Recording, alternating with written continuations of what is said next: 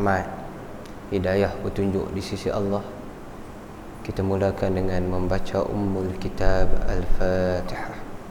A'udzu billahi minasyaitonir rajim. Bismillahirrahmanirrahim. Alhamdulillahi rabbil alamin. Ar-Rahmanir Rahim. Maliki yaumiddin. Iyyaka na'budu wa iyyaka nasta'in. Ihdinas siratal mustaqim.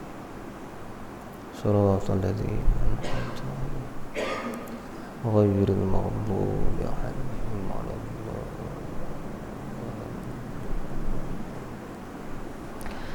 Innal hamdalillah nahmaduhu subhanahu wa ta'ala wa nashkuruh wa nusalli wa nusallim ala sayyidina wa habibina wa syafi'ina wa maulana Muhammad khatamul anbiya'i wal mursalin wa ala alihi wa ashabihi ajma'in.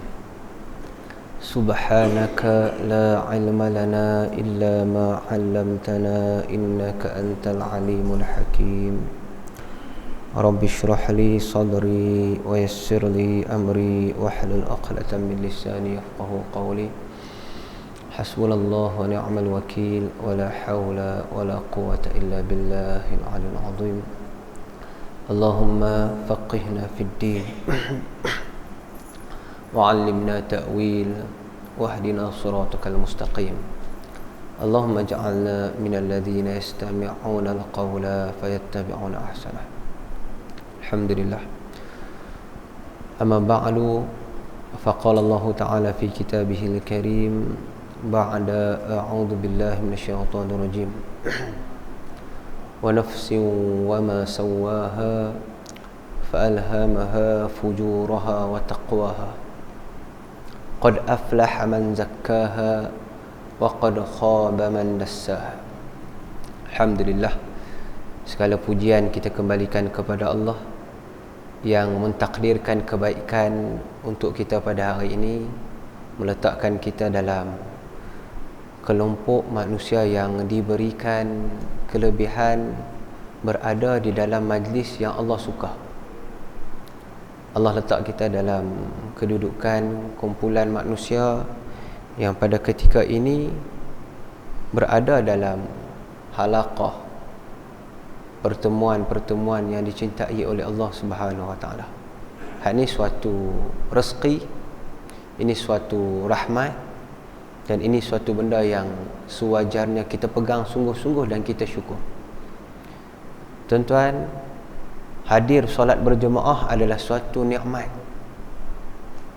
Dia juga adalah suatu rahmat di sisi Allah Subhanahu wa taala. Tak ramai orang boleh dapat. Bila Allah bagi kat kita benda tu, kena pegang sungguh-sungguh. Pegang sungguh-sungguh. Sampai biar kita rasa kemanisan solat berjemaah. Sampai kita merasakan diri aku ni tak mau tinggal dah sembahyang jemaah. Kena pegang sungguh-sungguh. Jangan kita buat main-main. Sekali Allah bagi kita istiqamah, Allah bagi seminggu, 2 minggu boleh sembahyang jemaah. Jangan tiba-tiba kita satu dua hari kita letih, kita malas, kita mula kendok tak apa kot sekali dua. Jangan. Sebab kita bimbang kalau kita cuba main-main seolah-olah macam kita tak nak benda yang Allah Ta'ala nak bagi, takut-takut Allah Ta'ala cabut terus. Falamma zaghu adaghallahu qulubahum. Kita bimbang, takut-takut bila mana kita cuba nak alih hati kita baru nak cuba-cuba macam tak mau. Takut-takut Allah Ta'ala alih terus. Allah Ta'ala boleh bagi hidayah ni kat orang lain. Banyak lagi manusia yang nak terima hidayah ni. Banyak lagi manusia yang nak patuh pada Allah. Banyak lagi manusia yang merindui untuk hadir ke rumah Allah, untuk jadi orang yang hati dia ada serah pada Allah. Ramai lagi orang nak, cuma kadang-kadang dia tak dapat. Dia duk tengok, baguslah depa orang masjid, boleh pergi masjid. Aku ni bila? Ya Allah bagilah aku. Dia duk minta. Kita yang dah dapat ni tuan-tuan, pegang sungguh-sungguh. Pegang sungguh-sungguh. Biar jadi urusan ibadat ni menjadikan hati kita, menjadikan urusan kehambaan kita makin hari makin baik dengan Allah Subhanahu wa taala. Ini tuan-tuan yang dirahmati Allah sekalian, moga-moga kita sentiasa menjaga hati. Yang kata ulama, inilah benda yang paling besar dalam urusan agama. Bila membicarakan hadis tentang niat, Imam Syafi'i rahimahullah menyatakan hak ni 1/3 daripada agama. Syekh Habib Ali Al-Jufri, beliau sebut benda yang mahal yang Allah Ta'ala bagi kat manusia ialah hati. Jadi manusia kena jaga sungguh-sungguh hati ni, kena jaga sungguh-sungguh. Moga-moga kita jadi manusia yang sentiasa ikhlas dalam setiap urusan yang kita buat. Jadi tuan-tuan yang dirahmati Allah sekalian, hari ni tak boleh lama-lama sangat, saya nak berhenti awal sikit. Mohon maaf ada urusan Isyak ya, kita berhenti insya-Allah. Jadi kita terus masuk kitab lah. Perbincangan kitab Mukhtasar Minhajul Qasidin yang ditulis oleh Syekh Imam Ahmad Ibn Qudamah Al-Maqdisi rahimahullah. Kita sampai pada tajuk perbincangan tentang semayang.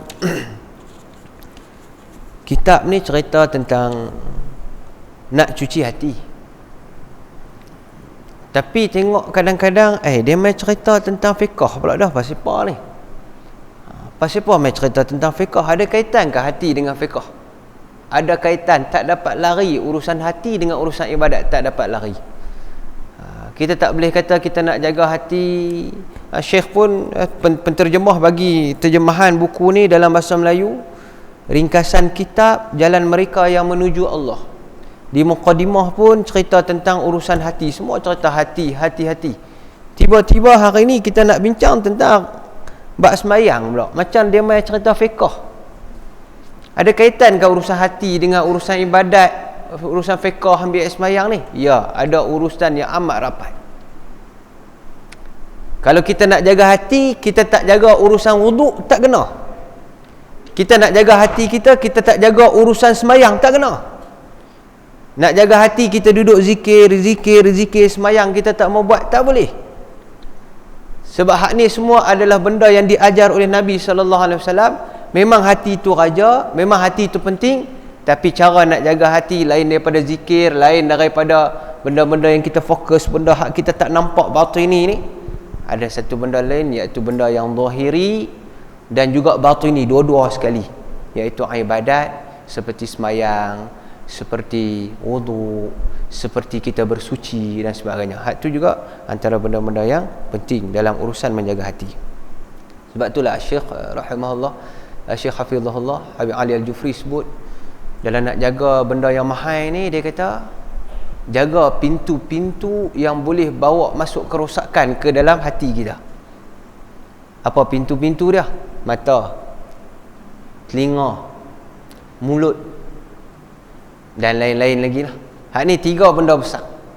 Mata, hak ni pintu yang macam-macam makhluk perosak boleh masuk dalam mata kita ni. Bukan dia masuk cara zahir tak, dia masuk cara batin. Kita tengok benda-benda yang tak sepatutnya kita tengok. Kita buka TV tengok gambar-gambar yang melalaikan. Hak tu semua rosak hati rosak. Jadi tingkap-tingkap pintu-pintu ni kena tutup, kena ada filter, barulah hati yang mahal ni akan terjaga. Macam tu juga telinga. Kita dengar ikut suka kita dengar ya. Kata kita rasa seronok kita dengar, tak boleh. Bukan semua lagu kita boleh dengar. Orang yang nak jaga hati, bukan semua lagu dia boleh dengar, tak. Lagu-lagu yang bila mana dia dengar, dia rasa dekat dengan Allah Ta'ala. Hak tu lagu tu bagus untuk dia dengar. Tapi kalau lagu bila dia dengar, dia rasa dia lupa Allah Ta'ala. Lagu ni tak sesuai. Walaupun orang awam boleh dengar lagu tu. Orang awam boleh dengar, tak ada masalah. Lagu tu tak berdosa. Lagu tu tidaklah ada perkataan-perkataan lucah, memuja wanita atau perkataan-perkataan yang berdosa. Orang awam boleh dengar. Tapi bagi dia yang sentiasa berzikir, tak sesuai untuk dia dengar lagu tu. Dia dengar lagu-lagu yang boleh bawa dia lebih ingat pada Allah. Dan pintu 3 yang besar adalah lidah. Mulut kita. Jadi mulut kita ni tuan-tuan, dia boleh bawa kerosakan masuk dalam hati. Bila mana kita turut dia, kita nak cakap apa kita cakap. Hak ni pun akan bawa masuk kerosakan di dalam hati.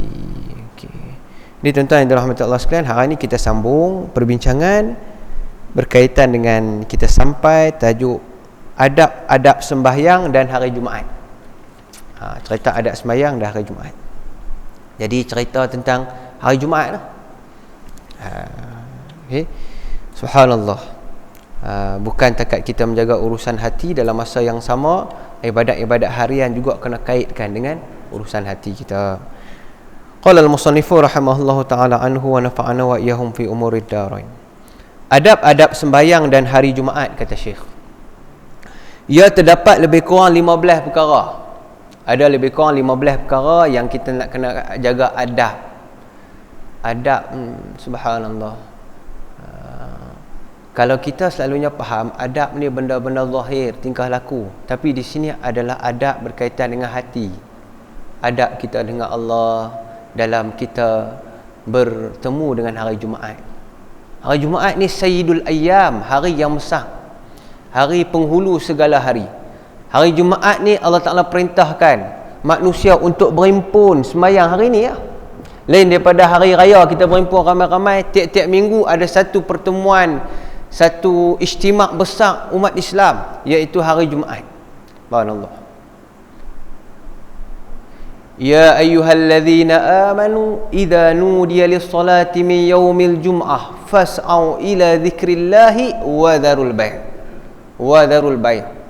Allah Ta'ala berfirman, wahai orang-orang yang beriman, bila mana idza nudiya lis-salati min yaumil jum'ah, diseru kamu, dipanggil, apabila kamu mendengar seruan, panggilan untuk mendirikan sembahyang Jumaat, fas'au ila zikrillah, bersegeralah kamu untuk mengingati Allah. Wa fas'au ila zikrillahi, Allahumma salli ala sayyidina Muhammad, bersegeralah kamu untuk mengingati Allah Subhanahu wa taala, dan tinggallah kamu akan jual beli. Hak ni Allah Taala sebut dalam surah Al-Jumu'ah. Tuan-tuan yang dirahmati Allah sekalian, ini adalah dalil yang disebutkan oleh para ulama, dalil solat Jumaat. Kadang-kadang ada orang kita dia sebut, sembahyang Jumaat ni mai ikut mana, dia kata. Sembahyang Jumaat ni mai ikut mana, dalil dia mai ikut mana. Hak ni ada orang kata sembahyang Jumaat ni tak ada sebenarnya, dia patutnya sembahyang Dhuhr ya, Isnin, Selasa, Rabu, Khamis, Jumaat tu. Mana ada sembahyang Jumaat, patutnya subuh, zuhur, asar, maghrib, isyak kot tu ya. Hak ni orang tak ngaji usul fiqh. Mengaji usul fiqh kita akan faham bila mana Allah Ta'ala berfirman fas'au, al-amru lil wujub, fas'au, hendaklah kamu bersegera. Allah perintahkan hari Jumaat, dengar panggilan sembahyang Jumaat, tinggal jual beli. Wa dharul bai', dzalikum khairun lakum in kuntum ta'lamun. Tinggal jual beli semua, tinggal urusan kerja, pergi sembahyang Jumaat. Alhamdulillah, insya-Allah saya yakin ada ni kita ni orang yang jenis sembahyang Jumaat. Jadi di sini juga ulama keluar hukum, bila mana azan yang kedua tu sembahyang Jumaat, azan pertama tu bagi peringatan ya, azan kedua tu memang masuk waktu dia, tu yang sepatutnya.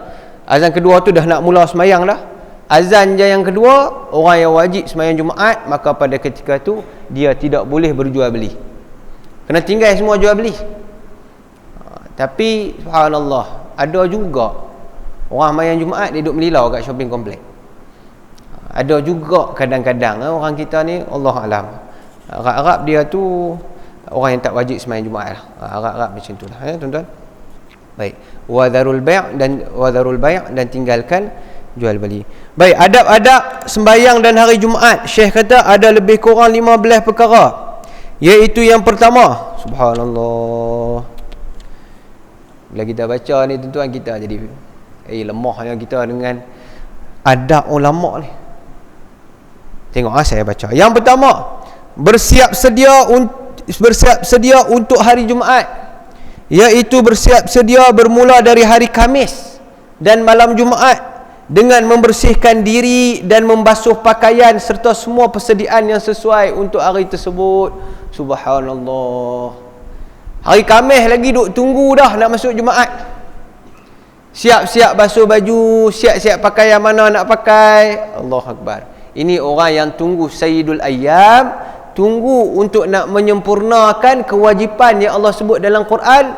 Fas'au ila zikrillah, cepat-cepat hampa ingat Allah bila mana dipanggil seruan untuk solat Jumaat. Tuan-tuan, hak ni kadang-kadang ada orang buat dan banyak kadangnya orang tak buat. Kadang-kadang pergi kerja tak tahu, loh hari ni Jumaat ke? Oh Jumaat, lupa. Dia pun tak tahu hari ni Jumaat. Hari dah duk lupa dah, sibuk sangat. Isnin pun dia tak tahu, bila Selasa pun tak tahu. Harap kawan beritahu kan. Orang tanya hari apa ni, dia pun pedah. Baru duk buka tekan handphone ke, baru duk tengok jam. Punya sibuk kita ni. Sibuk. Sampai lupa satu benda, ada satu hari pertemuan istimewa yang hari itu Allah bagi kelebihan tak sama macam hari lain. Hari itu semayang kita tuan-tuan, semayang kalau biasa kita semayang duha lebih kurang 2 saf, mungkin 3 saf. Tapi hari itu kita semayang penuh sampai ke belakang. Cuba bayangkan berapa banyak pahala yang dapat dengan semayang yang begitu ramai. Lagi banyak jemaah, lagi banyak kelebihan yang kita dapat. Subhanallah. Maka ulama ternanti-nantilah hari yang Allah Ta'ala perintahkan untuk solat ini. Hari Khamis lagi siap dah pakaian. Ini adab yang pertama. Membasuh pakaian serta semua persediaan yang sesuai untuk hari tersebut. Subhanallah. Sebaik-baiknya pakaian pada hari Jumaat ialah pakaian yang berwarna putih. Sebaik-baiknya berwarna putih. Itu sunnah. Kalau boleh tuan-tuan, saya syorkan ni, saya nak ajak diri saya dan tuan-tuan, mai kita hari Jumaat kita pakai pakaian, bagi yang kerja lah, pakai pakaian kerja yang warna putih. Mai kita buat. Siapa-siapa ada tokek-tokek baju ke apa, tolong Ustaz kempen lah. Kempen baju color putih untuk hari Jumaat. Buatlah passion banyak-banyak sikit. Bagi hari Jumaat orang Islam semua pakai warna putih, sebab ini pakaian sunnah. Di samping untuk kita menunaikan ibadat, dia melihatkan syiar agama Islam. Tengok Jumaat semua pakai warna putih. Mai kita buat. Bagi yang tak kerja, nak pergi sembahyang Jumaat, sama juga, siap-siap baju warna putih. Allah Ustaz, saya baju putih tak ada. Ada baju kahwin dulu ya, baju akad nikah, hak kilat tu. Kilat pun kilat lah pakcik kan. Sunat ambil pilah, kilat pun tak apa. Tapi kalau boleh jangan duk main kilat-kilat lambat sembahyang Jumaat kan. Lagi Tok Khatib terkejut. Pakcik ni lama dia tak pakai macam ni. Lagi Tok Khatib kata depa nak akad nikah apa ni. Okey, jangan. Pilah cari tuan-tuan. Pilah cari mana-mana pun kita usahakan supaya hari Jumaat ni kita pakai pakaian putih. Tapi kadang-kadang kalau kita tak sedia jadi sangkut lah, tak boleh nak pakai pakaian putih. Jubah putih ke, baju Melayu putih ke, baju Raihan putih ke, baju kerja putih ke, baju korporat putih ke, mari kita buat sama-sama. Syekh ajak kita beberapa hari sebelum Jumaat buat dah. Walaupun tajuk ni nampak macam orang lelaki punya cerita, tapi dak, perempuan, ibu-ibu pun berperanan besar. Tahu dah, susun baju kat suami tu, letak dah baju putih ni bang, jangan kacau, untuk hari Jumaat saja. Kadang-kadang orang lelaki ni dia kira apa ada dia esok lah. Tak kira baju kalau apa ada dia pakai. Kalau orang perempuan pula membantu dalam urusan iman orang lelaki, subhanallah, maka bahagialah keluarga itu. Baik, yang kedua, adab yang pertama, siap awal. Syekh suruh siap awal. Itu satu. Jadi siap tu plan siap lah. Nak pergi kalau kita kerja kat mana, nak pergi sembahyang masjid mana, dah plan dah, dah planning dah macam mana dan sebagainya lah. Dah planning. Okey. Berkaitan dengan sembahyang ni, kalau kita tak bekerja, kalau kita tak ada urusan-urusan penting untuk keluar qaryah, jangan keluar qaryah. Sembahyang yang paling baik ialah kita sembahyang dalam qaryah kita. Jangan pakai keluar pula. Dan ni bila mana duk ada khatib, senarai khatib, depa duk tengok pula, mana nak pergi kat mana ni Jumaat ni, pergi kat mana. Bukan tak boleh. Cuma bila mana keluar qaryah ni khilaf dalam pandangan mazhab kita. Kalau sengaja tidak ada keperluan dalam pandangan mazhab Syafi'i, itu suatu yang tidak digalakkan. Kalau boleh sembahyang dalam qaryah. Yang tempat kerja tak apa, tempat kerja dia sembahyang dekat dengan tempat kerja, tempat dia mencari rezeki, itu tidak menjadi masalah. Banyak kelebihan sembahyang dalam qaryah tuan-tuan. Di samping tuan-tuan sembahyang mencukupkan ahli qaryah, nak cukup 40 orang. Hashim Yahya ni tak payah kira lah, lebih 40 orang. Di samping nak mencukupkan 40 orang, kita dapat menyambung silaturahmi. Silaturahim. Ini benda besar. Mai hari Jumaat boleh jumpa jiran-jiran, jumpa kawan-kawan satu qaryah. Ni satu benda besar. Yang kedua, adab yang kedua, mandi pada hari Jumaat sebagaimana terdapat hadis-hadis yang diriwayatkan mengenainya dalam Sahihaini, dalam himpunan hadis sahih. Sahihaini, himpunan hadis sahih Imam Bukhari dan Muslim. Jadi banyak hadis menceritakan tentang sunat mandi Jumaat, mandi dan lain-lain, dan juga dalam kitab-kitab lain. Waktu yang afdal ialah sejurus sebelum pergi berjumaat. Jangan tinggal satu benda yang namanya mandi sunat Jumaat. Macam biasa, macam kita mandi sunat hari raya. Bagi orang lelaki yang nak pergi semayang ni, macam biasa. Cumanya niat je berbeza. Mandi, jangan tinggal mandi ni. Paling afdal ialah kita mandi sebelum nak keluar pergi semayang Jumaat. Katakan semayang Jumaat pukul 1 suku, 1.20. Kita nak pergi dalam pukul 1 ataupun kita nak pergi 12.30, 12.40. Mandi, keluar. Hak tu paling afdal. Saya tak dan nak mandi ustaz, saya pergi kerja. Jadi tempat kerja mana ada tempat mandi? Kalau semua pakat bawa tuala pergi tempat kerja, haru. Tak boleh ustaz, saya tak boleh. Habis nak buat macam mana? Dibolehkan mandi pagi tu niat sekali mandi untuk sunat Jumaat. Boleh tak?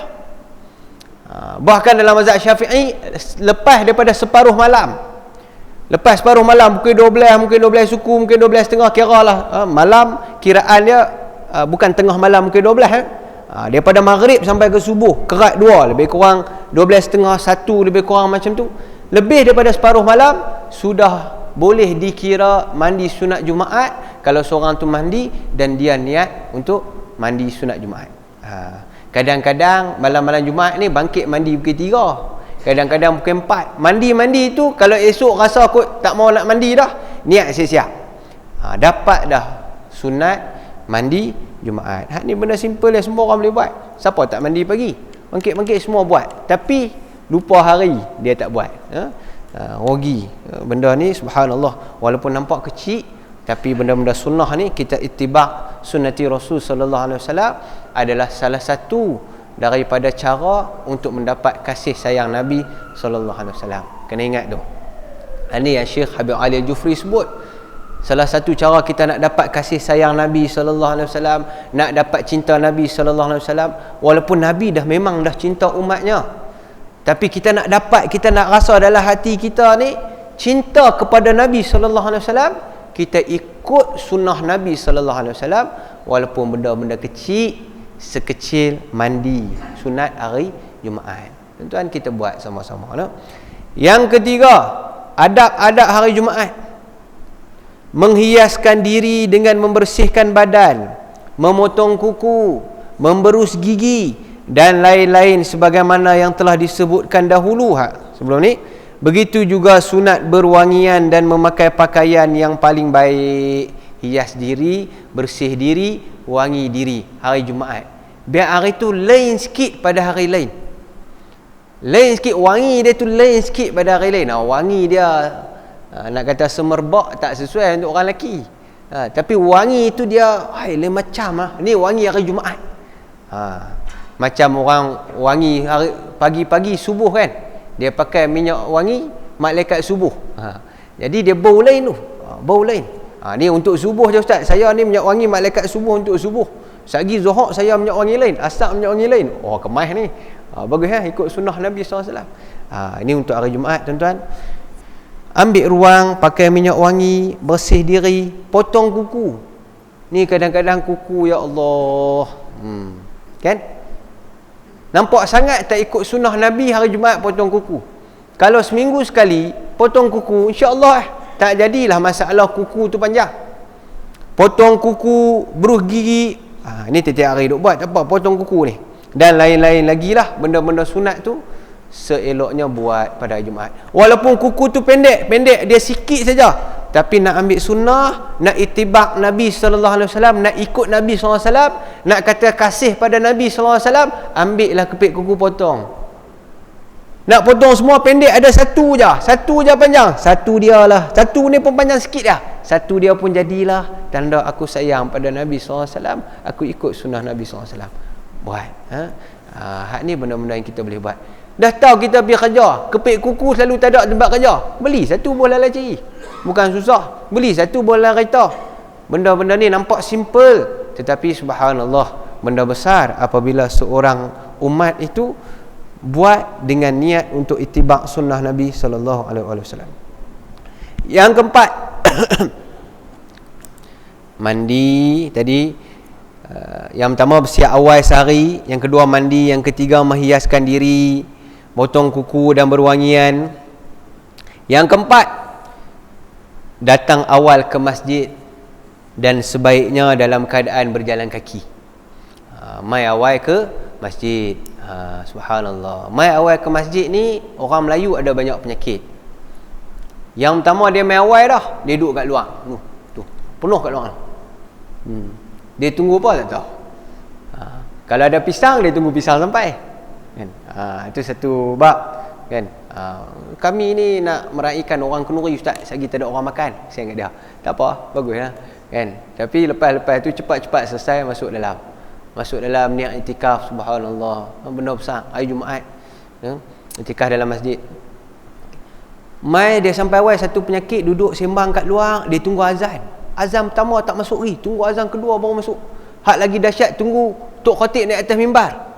Tok Khatib start bagi salam baru dia masuk. Hak lagi dahsyat lagi, tunggu sembahyang baru masuk. Duk khutbah dah, sampai kadang-kadang setengah Tok Khatib tak tahan, dia terkekah dengan belakang-belakang sekali. Itu kira dia tak tahan dah lah. Dengan macam tu, kita dah sampai awal, dah duduk di tepi tempat yang penuh dengan keberkatan dan kebaikan. Malaikat duk tunggu depan pintu nak bagi hang langkah masuk sikit je lagi, 2 langkah je lagi, hang langkah masuk tu dapat dah. Dia aku nak bagi ni anugerah yang Allah dah susun dah. 2 langkah lagi dak, dia tak langkah masuk, dia duduk kat luar enggak. Wal-ayazubillah, kita bimbang dia ni ditipu oleh syaitan. Mai awal dah. Allah.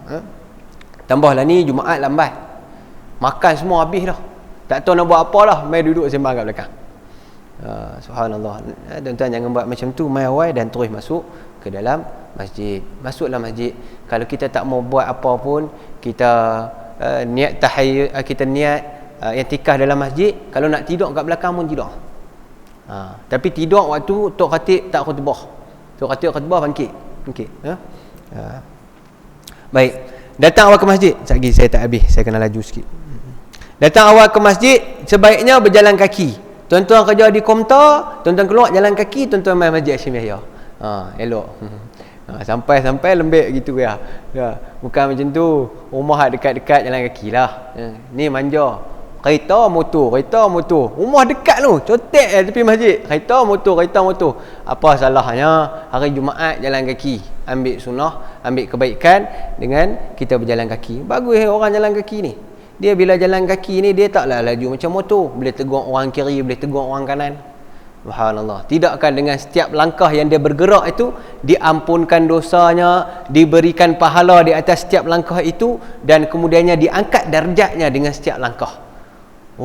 Macam tu naik motor tak dapat lah ustaz, sebab dia tayar golek. Tak lah. Itu saya tak tahu nak kira macam mana. Cumanya Syekh sebut yang baik jalan kaki. Mai jalan kaki. Buatlah tuan-tuan. Lagi satu, kita ni zaman lah ni penyakit banyak, kita exercise kurang. Bila kita banyak jalan kaki, insya-Allah Allah Ta'ala bagi kesihatan. Okey, mai awal ke masjid, jangan tunggu hujung-hujung. Yang seterusnya, yang ke-6, 4, 5, 6, jangan dia melangkah-langkah tengkok orang ramai, dan jangan memisahkan antara 2 orang. Sekiranya dia dapati ada ruang kosong, barulah dia boleh melangkah ke tempat tersebut. Kita masuk, ada orang duduk-duduk ramai dah, jangan kita langkah. Apa makna langkah tengkok ni? Kita langkah orang biar. Orang duduk ramai dah, orang duduk rapat ni, kita langkah dah. Di Malaysia saya rasa kurang sikit. Tapi kalau kita pergi di Mekah, di Arab, dia langkah tengkok sungguh. Bukan kata tengkok kepala kita dia langkah.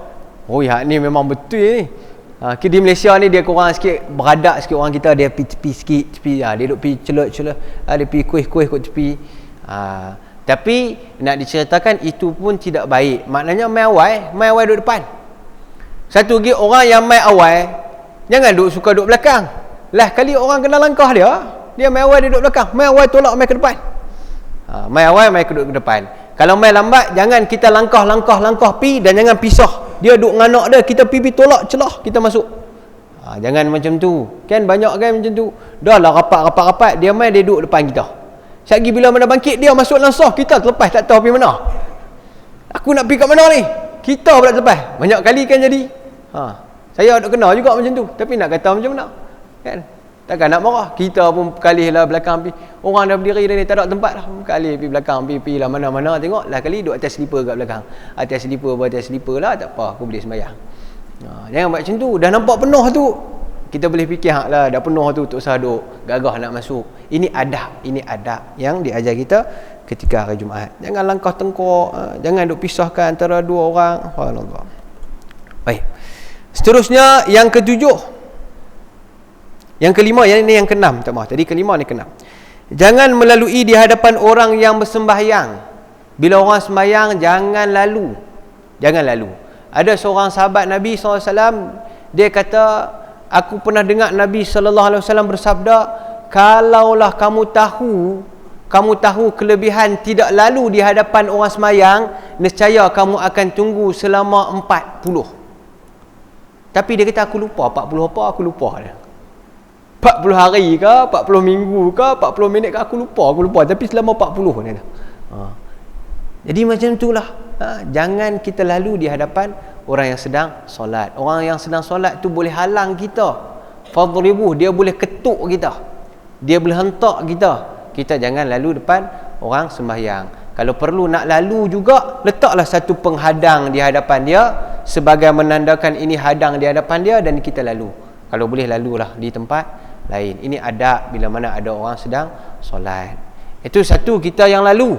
Lebih baik kita tunggu tak apa. Tunggu lama sikit tak apa. Lama mana sangat?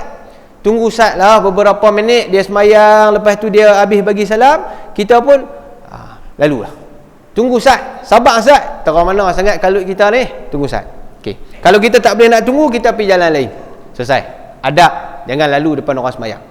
Yang kedua, dalam bab ni juga cerita tentang orang yang semayang. Jangan cari tempat laluan untuk dia semayang. Dah tahu dah pintu 1, 2, 3 ni pintu orang masuk, dia pergi semayang betul-betul depan pintu. Confirm lah orang buka masuk mesti lalu depan dia. Hak ni satu bab juga. Bukan kata kita ayat ni nak beritahu kita jangan lalu depan orang, juga bagi tahu kita jangan semayang di tempat laluan orang. Jadi tempat semayang yang terbaik ialah tempat semayang yang ada hadangan, ada perenggan di hadapan. Contohnya di depan ni ada dinding cantik, di depan kipas ada penghalang kipas. Orang tahu dah, orang nak lalu ramai lalu ke depan kipas. Contoh lagi tempat semayang baik tu belakang ada tiang. Di belakang-belakang tiang orang tahu dah, kalau nak lalu dia pergi ke depan tiang. Cari tempat-tempat yang bukan laluan orang. Tuan-tuan yang dirahmati Allah sekalian, kadang-kadang orang kita ni dia suka semayang, selalu saya tengok bila semayang sunat lah kan? Bila semayang sunat, lepas aja semayang maghrib, semayang syak, bila nak semayang sunat semua pergi ke belakang. Dia pergi ke belakang, semua talau ke pintu. Kot nak cepat balik kot, kau macam mana saya tak tahu. Dia semayang di belakang, sedangkan orang nak lalu balik ni, orang pakai nak pergi ke belakang, dia pun semayang ke belakang. Jadi sana depa blok habis, dia kepung habis jalan, kita sampai tak boleh nak jalan. Jadi susah pula dah. Jangan semayang di laluan. Nak semayang sunat lagi pun mai ke depan ke, pergi ke langkah ke tepi ke. Ni depan tu ada dinding cantik lah. Jangan semayang di tempat yang orang boleh lalu depan kita, orang boleh lintas. Itu dari sudut adab yang diajar dalam kita semayang. Termasuk juga adab semayang hari Jumaat. Seterusnya yang ke-7, berusaha untuk mendapatkan saf pertama kecuali jika dia melihat kemungkaran atau mendengarnya dan berusaha mencegahnya. Dia kena cuba untuk dia dapat saf yang pertama. Subhanallah. Walaupun mimbar ni tinggi kan? Orang kata saya tak boleh duduk sini ustaz, saya langut sakit tengkok. Ni saya rasa mimbar yang antara tertinggi di Pulau Pinang ni, Masjid Syekh Yahya. Tinggi tuan-tuan. Tak kira tuan-tuan naik tengok, gayat tau. Satu dia tinggi, yang kedua dia pendek sikit. Dia pendek ni, dia tak sampai pinggang ni. Gayat, dah boleh terjun. Saya duduk sembang dengan 2-3 ustaz dah. Dia pun kata betul, kami pun serupa juga, rasa tinggi, gayat. Tu tak apa, ni JK dah. kita modify, tapi nak perendah tak boleh dah, tak apa dah, cuma bagi tinggi dia main tebing je. Saya takut sekali ada ustaz semangat tengok dia terjun turun bawah. Tu tak boleh kata apa, memang dia rendah sikit, tebing dia rendah sikit. Jadi semayang sebaiknya di soh depan, walaupun ialah tinggi kan, kita tak payah tengok lah, kita dengar ya. Bukan kita wajib untuk nak kena tengok Tok Khatib kan, tak wajib tengok Tok Khatib, yang penting kita dengar. Dengar. Baik. Sebaiknya dia duduk di soh depan. Kecuali kalau dia dengar kemungkaran, dia lihat kemungkaran ataupun dia dengar. Contoh dia jalan-jalan tu, dia nampak ada benda tak kena. Dia nampak ada siapa-siapa akan duk menayar orang perempuan, duk pukul orang perempuan. Jadi dia ni pi tolong hak kawan tu. Dia tolong pi cegah kemungkaran sampai dia terlewat mai semayang. Jenis ni tak apa. Jenis tu tak apa. Dia terlewat, dia tak dapat sah pertama sebab dia pi bantu mencegah kemungkaran. Ataupun dia tolong ada orang susah ada orang aksiden ke, dia tolong dia tu hantar pi hospital ke apa. Dia terlewat, tak dapat sah pertama sebab tolong orang. Ni tak apa. Tapi lain daripada tu, adjust sendiri bagi kita boleh sampai awal. Cuba sebaik mungkin dapat soft depan. Maka kelewatannya sehingga menyebabkan dia berada di soft yang akhir adalah dimaafkan bagi orang yang membantu orang lain. Dimaafkan kalau dia terlepas pi soft belakang. Kita ni tuan-tuan selalu main duduk soft nombor berapa. Ni nak kena cek muhasabah diri ni. Tuan-tuan cuba cek, tengok tulis. Jumaat minggu ni aku soft nombor berapa. Minggu pertama dulu, bulan 2 dulu tuan-tuan, sah nombor berapa? Nombor 1, bagus. Tengok nombor Jumaat kedua pula, sah nombor berapa? Nombor 1, bagus. Mai Jumaat ketiga, sah nombor 1, bagus. Ni orang bagus. Sah pertama, bagus. Tu bagus. Ni nak kena cek ni, kena muhasabah diri ni. Tengok tiap-tiap hari Jumaat. Bila tuan-tuan cek minggu pertama Jumaat, duduk belakang tiang kat belakang. Kena faham lah. Alamak, belakang cermin. Ekor pun tak dapat.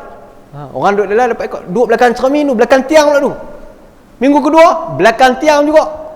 Minggu ketiga, belakang tiang juga. Minggu keempat, atas tangga. Ni kira memang, kita ni memang nampak sangat tak rasa nak buat ibadat sebaik mungkin. Wa husni ibadati, hak duduk doa selalu ni. Allahumma a'inna ala zikrika wa syukrika wa husni ibadatik. Ya Allah, bantu kami untuk ingat kamu, untuk kami ni zikir pada kamu, sentiasa hati ingat kamu. Zikrika wa syukrika, bantu kami untuk syukur pada kamu. Bantu kami ya Allah untuk buat ibadat sebaik mungkin kepada kamu. Padamu ya Allah, buat terbaik.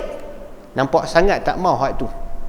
Tengok tuan-tuan, lepas main Jumaat je fikir, aku minggu ni duduk tang ni, minggu lepas duduk tang mana. Kena muhasabah. Biarlah minggu ini lebih baik daripada minggu sebelumnya, dan minggu akan datang lebih baik daripada minggu yang ini.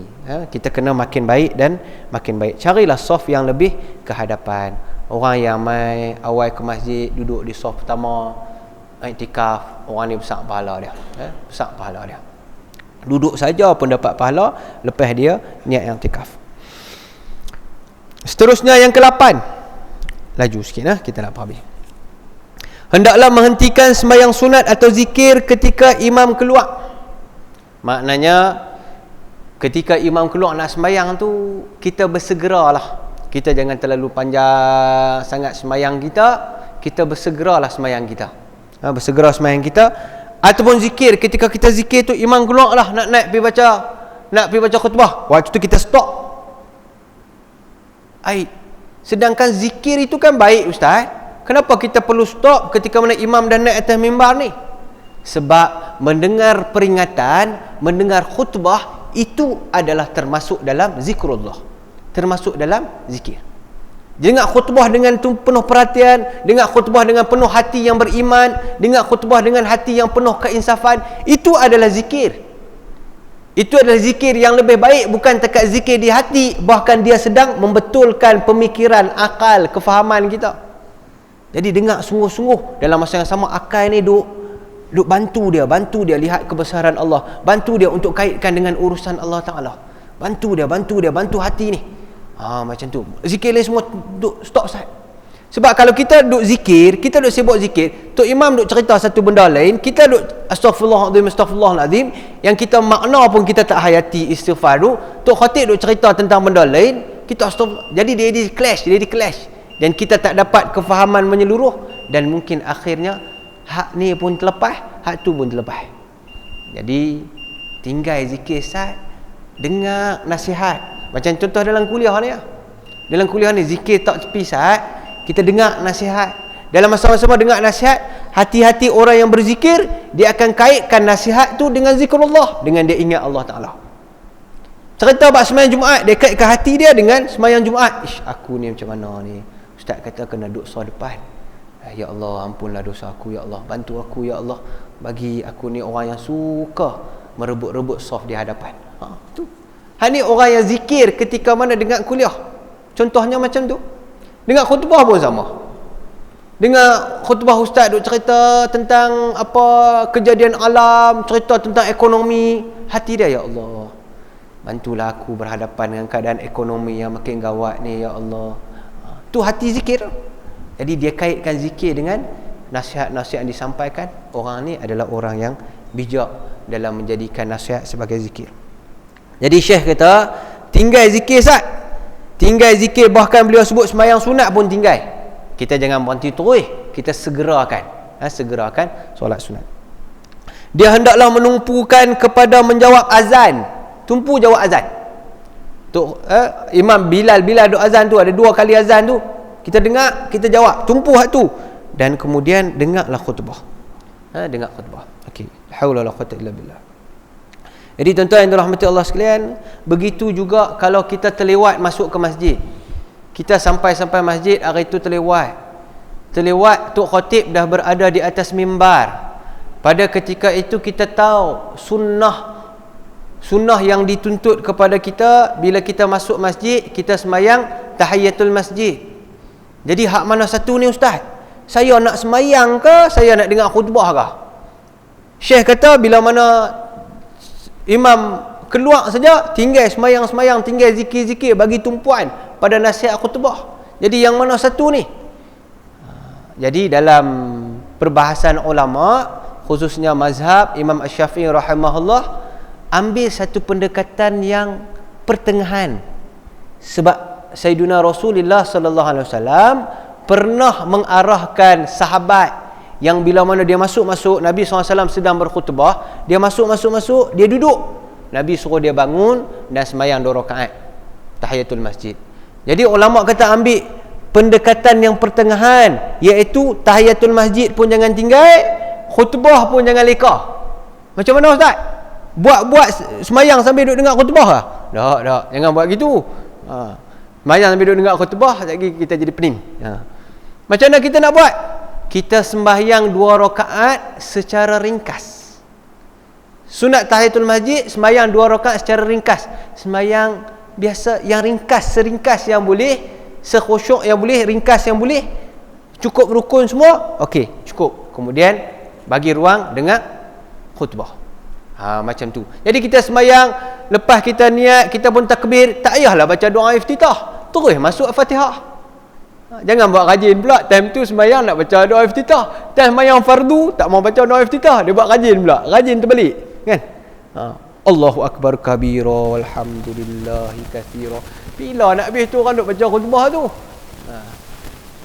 Sik bet tongkat dia bagi panjang, dia bagi pendek satu khutbah. Dia mengamuk, dia libas semua. Jangan kita panjang-panjangkan. Baca Fatihah pun sederhana, tapi khusyuk lah, jangan berebut, jangan ambil cepat sangat. Alhamdulillahirabbil alamin arrahmanir rahim maliki yaumiddin iyyaka na'budu wa iyyaka nasta'in pun tak kena. Mayang biasa, alhamdulillahirabbil alamin arrahmanir rahim maliki yaumiddin. Biasa. Lepas Fatihah nak masuk surah, tak payah. Kau nak ambil pun inna a'tayna. Lepas itu rukuk yang tidak, sujud ringkas, bangkit pula rakaat kedua sama Fatihah, ambil ringkas betul. Fatihah pun cukup dah. Kemudian habis bagi salam, dengar khutbah. Beri perhatian kepada khutbah, kerana itu juga termasuk dalam zikrullah, ingat Allah Subhanahu wa taala. Boleh ya tuan-tuan? Jangan tinggal tahiyatul masjid dan Jangan memanjang-manjangkan tahiyatul masjid. Tak kena. Tinggal pun tak kena, buat panjang-panjang pun tak kena, sehingga melalaikan peringatan-peringatan yang khatib bagi dalam khutbah. Okay. Jadi buat, jangan tinggal tahiyatul masjid. Kemudian yang seterusnya, yang ke-9, menunaikan sembahyang sunat selepas Jumaat. Jika dia mahu, dia boleh tunaikan sama ada 2, 4 atau 6 rakaat. Ini menurut berbeza pandangan mazhab. Jadi dalam mazhab kita boleh sembahyang solat sunat selepas Jumaat. Jadi boleh sembahyang. Habis-habis dah sembahyang Jumaat, habis-habis dah kita salam dengan orang yang nak berpisah dengan kita. Kan kita salam tu dengan orang nak berpisah dengan kita, Allah ampun dua-dua dosa. Dosa dua-dua orang yang salam ni Allah ampun kedua-duanya. Jadi salam ni, siapa yang kita kenal salam-salam, dia nak balik dah ke salam-salam semua, selesai semua. Ataupun lepas sembahyang Jumaat, kita bangkit, kita sembahyanglah sembahyang sunat selepas Jumaat. Kita boleh buat sembahyang sunat selepas Jumaat, kita boleh buat solat sunat taubat. Kalau ada orang kata kami tak terima, kami tak berpegang dengan pandangan ada sembahyang sunat sebelum dah selepas Jumaat, tak, kami tak mau. Kalau dia kata macam tu, tak apa, sembahyang sunat lain. Sunat taubat ada, sunat hajat ada, istikharah ada, buatlah. Jangan terus tinggalkan masjid. Adabnya buat sembahyang sunat. Sebab apa tuan-tuan? Sembahyang-sembahyang sunat ini akan menampung kekurangan yang ada di dalam sembahyang fardu. Tadi kita sembahyang 2 rakaat, 2 rakaat aja. 2 rakaat tu pun hati melilau pergi ke mana tak tahu. Dah lah ni Jumaat lambat. Tok Imam kalau ambil sunat baca sabbihisma rabbikal a'la, belakang susah hati lah. Susah hati tu. Tok khatib mula khutbah 1.50, 1.55. Depa kata dah pukul 2 ustaz berhenti. Macam mana nak berhenti? Kami masuk kerja 2.30. 2 suku lah, 2 suku lah. Tok khatib pun letih lah ni lagi khutbah. Tapi tak apalah, ambil hak pendek-pendek. Tak apa, lepas tu nak sembahyang pula. Kalau ambil sunat sabbihisma rabbikal a'la, pira dia kata pira. Kalau duduk kat Masjid Sungai Tiram tu dekat dengan airport lagi Ustaz hati. Siap-siap dia pergi salam, dia lari pergi macam tu ya. Dia tinggal. Tok Imam saja dia nak ambil kapal terbang dah. Subhanallah. Jadi tuan-tuan, kita dengan kekurangan kita yang ada, kita Allah Taala bagi mudah. Bos kita tak apa, hari Jumaat hangpa masuk lambat sikit tak apa. Aku tahulah ni Jumaat lambat, hangpa masuk lambat sikit tak apa. Dah bos bagi mudah. Buatlah urusan ibadat ke Allah Ta'ala lebih sikit. Bahawa kita tak apa, aku faham, hangpa masuk lambat tak apa. Buat urusan lebih sikit. Takkan nak sembahyang 2 rakaat berapa minit sangat. Ambillah ruang, dah bos kita okey. Bos kata tak apa, nak ganti balik akut belakang ke macam mana ke. Ataupun kita kerja jenis masa tak ada masalah, boleh masuk lewat sikit tak apa. Ambillah ruang untuk kita tambah lagi amalan-amalan sunat supaya boleh baiki ataupun boleh betulkan sembahyang fardu yang kalau ada tak betul dan dah pasti kita tak 100% betul. Itu dah pasti. Baik. Seterusnya adab yang ke-10 kata Syekh. Hak ni tuan-tuan boleh buat, saya tak boleh buat. Yang ke-10, berada di masjid sehingga waktu asar. Hak ni tuan-tuan boleh buat, saya tak boleh buat. Sebaik-baiknya, afdalnya Syekh kata lepas sembahyang Jumaat jangan keluar lagi, iktikaf sampai asar. Boleh buat macam ni, bagus. Dan lebih baik lagi jika dia boleh tunggu sampai waktu maghrib. Sudah dah. Depa lantik dia jadi tok siap tetap. Apa kata dia ni memang dia aja duk ada, kita bagi dia lah, bagus dah dia ni. Kalau boleh buat macam tu, baguslah. Tuan-tuan, yang Allah Ta'ala bagi masa yang lapang. Ada manusia Allah bagi kelapangan masa banyak kat dia. Pencin dah. Nak kata kerja, tak ada kerja dah, habis dah. Duit tiap bulan Allah Ta'ala bagi. Tak payah kerja pun duit masuk dah. Jadi masa ada tu, manfaatkanlah semaksimal mungkin yang kita boleh manfaat. Boleh duduk baca Quran. Boleh duduk iktikaf dalam masjid, iktikaf. Allah Ta'ala bagi masa kat kita tu. Ada orang yang umur macam kita, dah pencin macam kita, tapi Allah tak bagi dia masa dah. Allah bagi dia tunggu dalam kubur, tunggu kiamat. Dia ada peluang nak buat, dia tak ada peluang nak buat. Kalau dia boleh bangkit cakap ni, kalau ada sebelah ni boleh bangkit cakap, dia kata apa? Oi, untung hampa. Kalau aku jadi hampa, Tapi sebab dia tak boleh bangkit cakap lah. Kalau aku jadi hampa, aku tunggu bukan dekat maghrib ni ustaz. Kalau kau boleh jemput seorang mai, keluar mai. Dia kata bukan dekat maghrib ni ustaz. Saya nak suruh tunggu sampai subuh pun saya sanggup. Sebab depa dah masuk dalam tu. Masa dia dah tak ada dah, terputus dah. Amalan dia tak ada. Harap doa kita, harap sedekah dulu, harap anak-anak soleh dia doa, harap lagi ilmu dia yang manfaat. Itu je. Hak lain tak ada. Kita duk ada lagi. Ruang duk ada lagi, peluang duk ada lagi. Malaysia pula bukan macam Syria. Tiap-tiap hari duk lari daripada askar, kena bom, kena bunuh. Malaysia ni aman, alhamdulillah. Walaupun tuan-tuan pening dengan masalah ekonomi, satu bab lah. Tapi bab nak buat ibadat kita tak ada masalah. Rebut peluang tu, buat semaksimal mungkin. Bukan untuk siapa-siapa. Bukan untuk nak bagi masjid ni jadi bagus. Masjid tak bagus lah. Tuan-tuan sembahyang banyak, bukan masjid ni jadi makin baik ke, makin dapat collection banyak. Tak. Untuk siapa? Untuk kita. Bukan untuk siapa-siapa, untuk kita. Sebab esok pergi kat sana kita seorang-seorang, siapa pun tak mau tolong kita. Mai minta tolong ustaz pun silap-silap, ustaz pun tak mau tolong. Aku pun tak tahu aku macam mana ustaz kata. Kan? Jadi ada ruang Allah Taala bagi itu, ambillah ruang. Boleh jadi ruang Allah bagi untuk kita rebut. Bila kita rebut, kita dah selamat. Bila mana kita berhadapan dengan dia ambil pasal. Untung ni tuan-tuan boleh rasa pencin, boleh rasa duit masuk setiap bulan, tak payah buat kerja, untung. Ambillah ruang ibadat pada Allah sebaik mungkin. Kemudian kata Syekh, ini yang terakhir lah saya ambil. Terakhir ni panjang sikit. Dua lagi, sikit. Laju sikit. Hendaklah antara adab hari Jumaat yang lain, hendaklah dia berusaha mencari waktu yang mulia yang ada pada hari Jumaat dengan hati yang khusyuk dan sentiasa berzikir. Ada satu waktu yang mulia pada hari Jumaat, suatu waktu yang satu ketika, suatu waktu, ada pandangan yang menyatakan satu detik, yang waktu itu adalah siapa yang berdoa, Allah Ta'ala akan angkat doa dia, istijabah doa dia. Benda ni berlaku pada hari Jumaat. Ada satu waktu, yang waktu tu ulama berbeza pandangan. Jadi Syekh kata, hendaklah kamu cari waktu yang mulia ni dengan hati yang khusyuk dan berzikir. Macamlah orang cari Lailatul Qadar pada 10 malam akhir.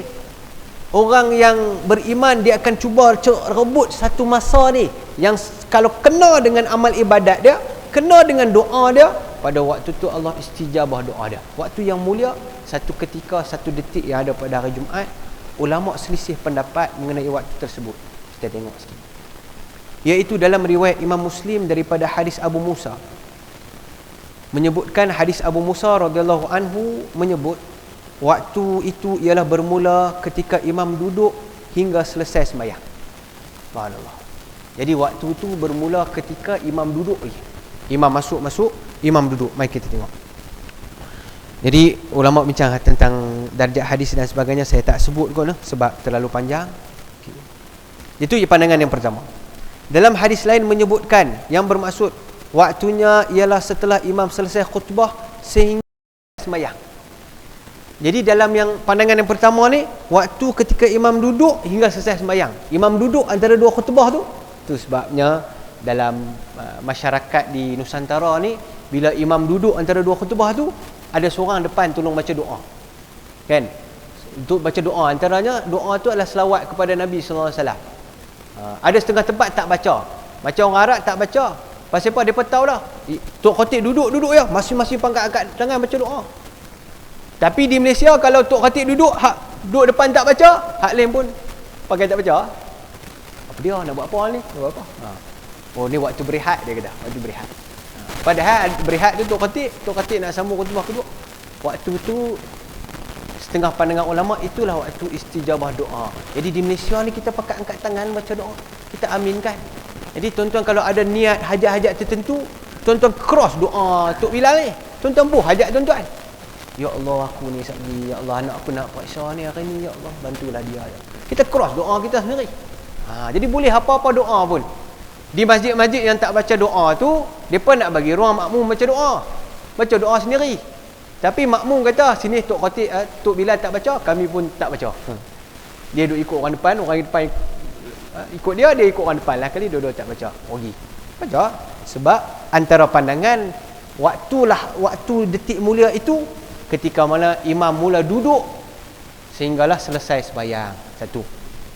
Pandangan kedua, waktu mulia itu ialah ketika imam selesai khutbah sampailah selesai sembahyang. Hadis riwayat Tirmizi. Panjang juga cerita hadis ini. Dalam hadis Anas radhiyallahu anhu bermaksud, carilah ia antara waktu sembahyang asar hingga terbenam matahari. Anas radhiyallahu anhu bagi pandangan lain pula. Waktu tu bukan duduk dalam waktu sembahyang Jumaat. Dia duduk waktu bila? Waktu sembahyang asar sampai waktu terbenam matahari. Lepas asar sampai terbenam matahari. Jadi macam mana ni ustaz? Pening lah ulama ni. Pasal apa mereka tak sepakat? Lah. Macam tu pula dah. Baguslah bila mana khilaf macam ni. Dia jadi rahmat. Kita berebut time sembahyang, kita berebut khusyuk. Time imam duduk, kita baca doa khusyuk. Satgi mai petang pun kita baca doa khusyuk. Kan rahmat. Macam ulama khilaf bab Lailatul Qadar. Bila hari dia? Mana ada satu kesepakatan. Ada kata 27, ada kata 23, ada kata 24, ada kata 21, ada kata malam ganjil. Jadi ada kata sama tiap-tiap tahun, ada kata berubah-ubah tiap-tiap tahun. Jadi ulama sebut apa? Apa hikmah dia? Hikmahnya ialah supaya kita setiap masa bersungguh-sungguh untuk mendapat rahmat di sisi Allah. Kalaupun kita tak kena time tu, kalaupun katakanlah waktu tu adalah lepas asar, tapi kita pulun doa time ketika semayang, ketika kita imam duduk antara dua khutbah, kita pulun doa. Kalaupun time tu lepas semayang asar, kita pulun antara dua duduk imam, dua khutbah imam, Allah Ta'ala tak dengar kah? Doa kita Allah Ta'ala tak dengar kah? Allah dengar. Allah Ta'ala tak tahukah kita sedang mohon pada dia? Allah Ta'ala tahu. Susah hati apa? Jadi mohonlah, mintalah. Kalau boleh jumpa waktu tu lagi baik.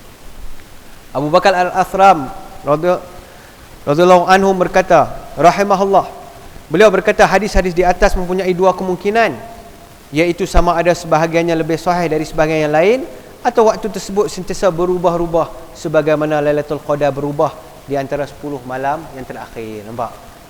Jadi ulama kata apa? Kemungkinan dia macam ni. Boleh jadi ada ulama yang bagi pandangan benar yang lebih kuat, ada yang kurang kuat, ataupun boleh jadi juga waktu tu berubah. Jadi pulun semua. Hari Jumaat, ni hari Jumaat dipulun. Subhanallah. Dan seterusnya, saya kira yang terakhir, kemudian yang saya baca ya. Memperbanyakkan selawat ke atas Nabi sallallahu alaihi wasallam pada hari Jumaat. Banyakkan selawat pada Nabi sallallahu alaihi wasallam pada hari Jumaat. Kerana kata Nabi sallallahu alaihi wasallam, siapa yang berselawat ke atasku, saya ambil maksudnya, siapa yang berselawat ke atasku 80 kali pada hari Jumaat, Allah akan ampunkan dosa-dosanya selama 80 tahun. Ini hadis fadailul a'mal. Cumanya kita kalau tak mau pegang fadail pun, sebab zaman sekarang ada orang tak setuju pegang fadail, hadis-hadis yang tidak kuat. Sedangkan ulama sepakat boleh, tak ada masalah. Tak apalah, tak mau, kalau tak mau dengar tu pun kita nak ajak selawat pada Nabi sallallahu alaihi wasallam ramai-ramai. Kalau tak mau guna hadis ni pun cukup kita faham bahawasanya Allah Subhanahu wa taala amat menganjurkan kita selawat kepada Nabi sallallahu alaihi wasallam. Satu, macam mana Atuk Khotib duk baca tiap-tiap kali hari Jumaat tu, innallaha wa malaikatahu yusalluna ala nabi ya ayyuhalladzina amanu sallu alaihi wa sallimu taslima. Tuan-tuan pun semua duk apai dah. Tiap-tiap Jumaat duk jumpa. Atuk Khotib kalau terlupa, orang bawah boleh sambung. Betul tak? Duk apai dah. Tu perintah Allah, anjuran Allah untuk selawat. Kena selawat. Hari Jumaat lebih-lebih lagi lah, sebab ada waktu yang baik. Ataupun setidaknya yang kedua, kita fahamkan kelebihan selawat banyak. Antaranya kata Nabi sallallahu alaihi wasallam, orang terbaik, orang yang menjadi keutamaan aku bila mana berada di mahsyar Allah kelak dalam kalangan umatku, siapa? Dalam kalangan umat Nabi sallallahu alaihi wasallam, siapa jadi yang VIP, menjadi tetamu, menjadi yang rapat dengan Nabi sallallahu alaihi wasallam? Siapa dia? Aksarukum alayya salatan. Orang yang paling banyak selawat dalam kalangan kamu. Nampak? Selawatlah hari Jumaat.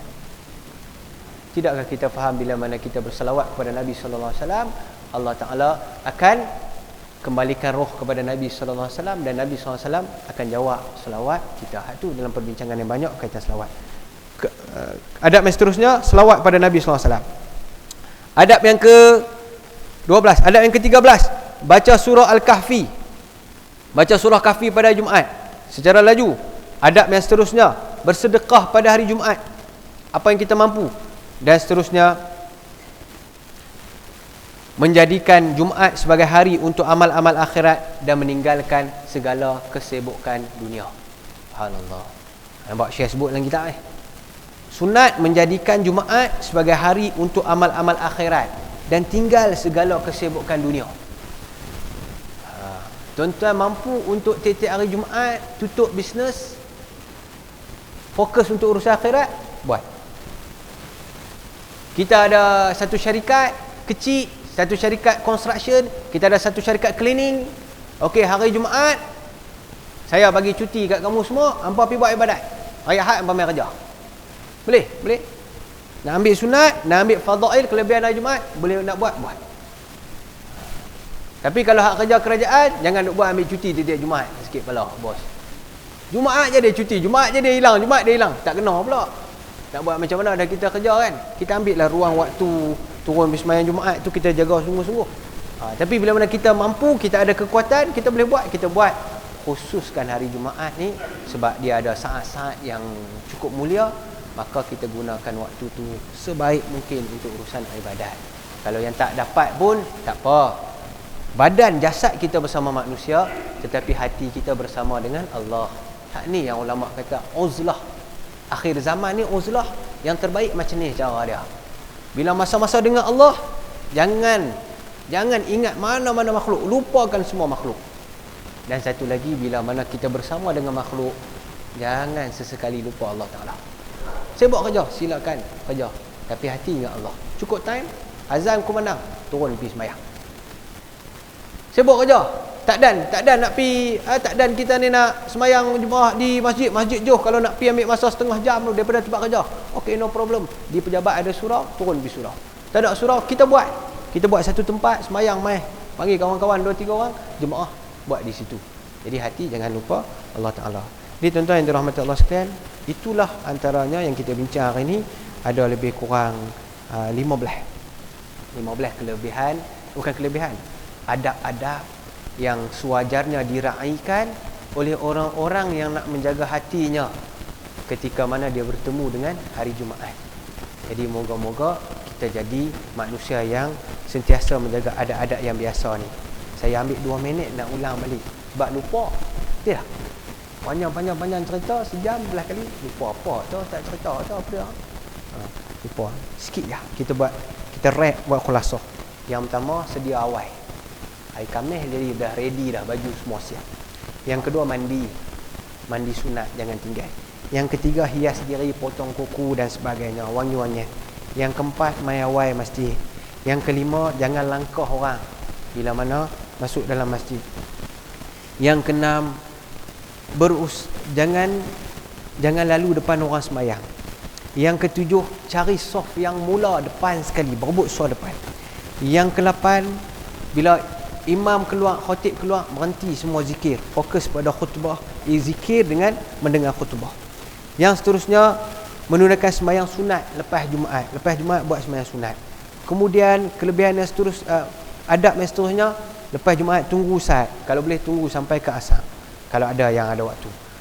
Adab yang seterusnya, carilah satu waktu yang mulia yang ada pada hari Jumaat, yang boleh jadi antara 2 khutbah ataupun selepas khutbah sampailah lepas sembahyang, dan juga boleh jadi yang ketiga waktu dia lepas asar sampailah maghrib.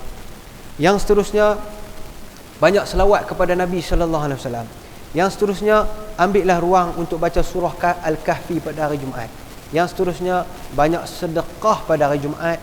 Dan yang terakhir, sunat jadikan hari Jumaat hari untuk amal-amal akhirat, dan ketepikan urusan-urusan lain jika ada kemampuan.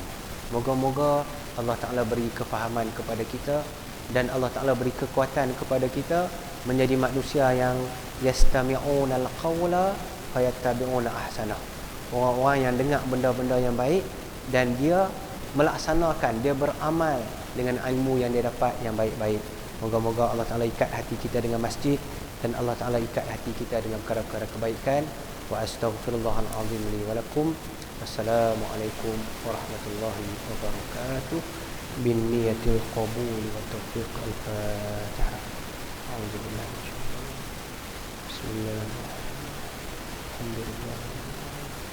Alhamdulillah.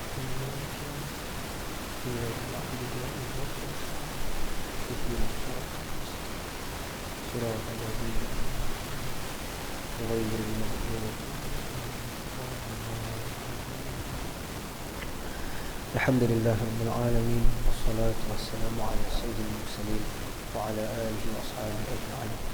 Allahumma faqihna fid din wa 'allimna ta'wil wa hdina siratal mustaqim.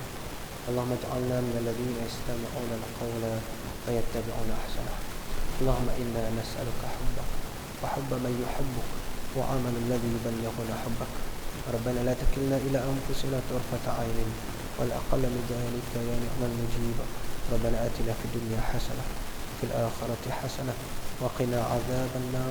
Wa sallallahu wa sallama wa baraka ala sayyidina Muhammad wa ala alihi wa sahbihi ajma'in. Alhamdulillahirabbil alamin.